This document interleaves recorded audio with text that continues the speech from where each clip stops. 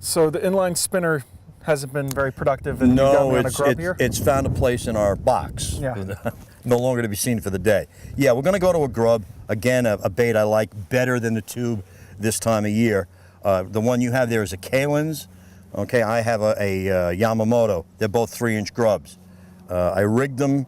If you notice, they have a seam. Both the grubs have a seam. Okay. Yep. Now what I'll do is the first way I'll run it is with the tail in the upward position. Okay. Okay? And I'll rig it that way. All right? So like this. Correct. You want to rig it that way with the tail in the up position. Then you can switch it and rig it with the tail in the down position.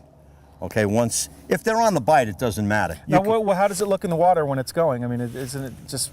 Well, what you're doing now, in this water conditions, in this time of the year, I'll fish the bait very, very, very slowly. In fact, I explain it as listening for the bite. Listening for the bite. Listening for the bite. You're not moving a lot. They don't want it hopped. They don't want it swum like they do when the water's a little bit warmer, and they're a lot more active than they are now. So it doesn't really make that much of a difference. Mm-hmm.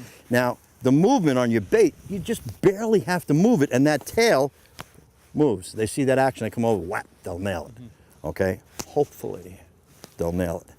All right, now what I've done here is I've curbed the hook. Okay, you know what curbing is? No. It's like, okay, now you take the jig out of if you take the jig head out like yours, let's look at yours. Okay, if you see it, the hook is directly in line with the eye of your bait.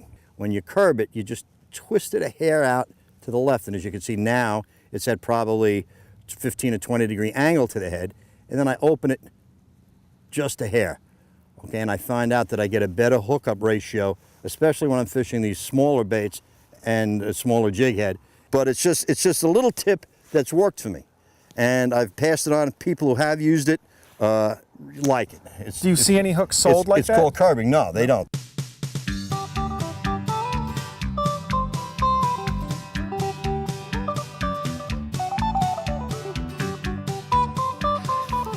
Okay, we're in a new spot now.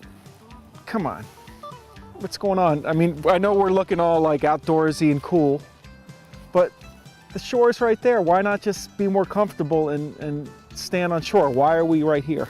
Well, for one, we're giving a lower profile here when we stand down here. Even though there's only maybe about 18-inch difference between where we'll be standing there, perhaps a little higher, you still give a lower profile, for one.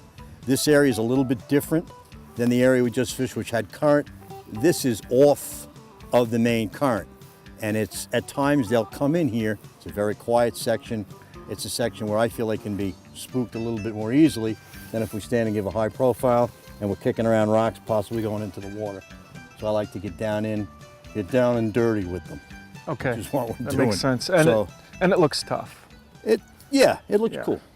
We've had some really tough bite for up here. Very surprised. Very surprised. Would have thought we would have got some. Well, it did chill down quickly. Yeah, it did. But we caught that fish, the kiss of death fish, first thing in the morning. Unbelievable. First cast. And it is Lunkerville.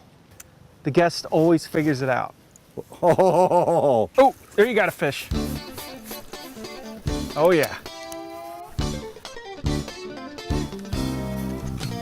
There we go.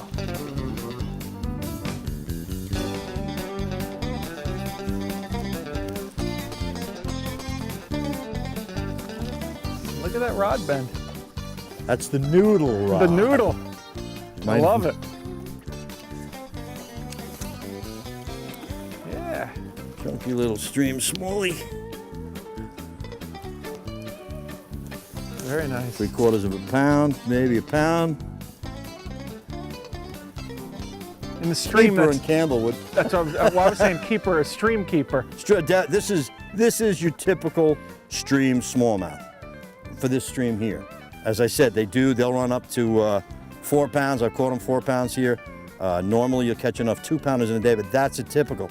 Now, if you can, you see how chunky that's. Yeah, he's chunky. He's chunky. These fish feed well here because there's so much for them to feed on here. Now that fish thumped What did you learn from that? Now that you caught that, I learned from that I got lucky. Come on, help me out. Listening for the bite.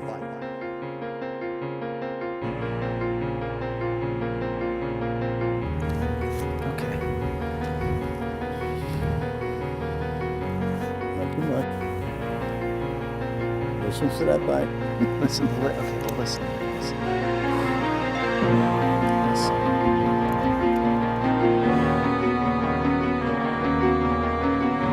Listening for the bite.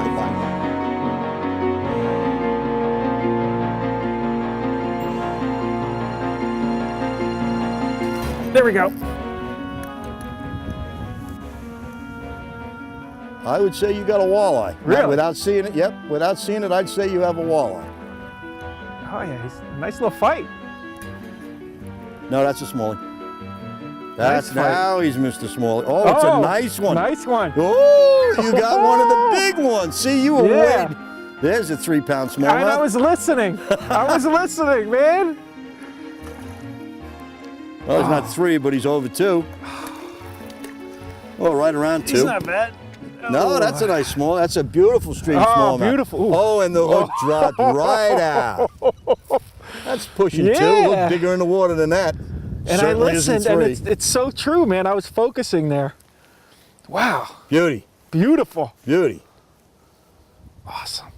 Those red eyes. There you go. Yeah!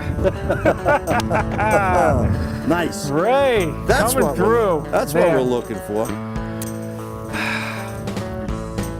Now, We're going to do a special DVD on Lunkerville. Okay. The Fish Listener. okay. Can you talk for like 60 minutes about it so we can make a DVD and sell it?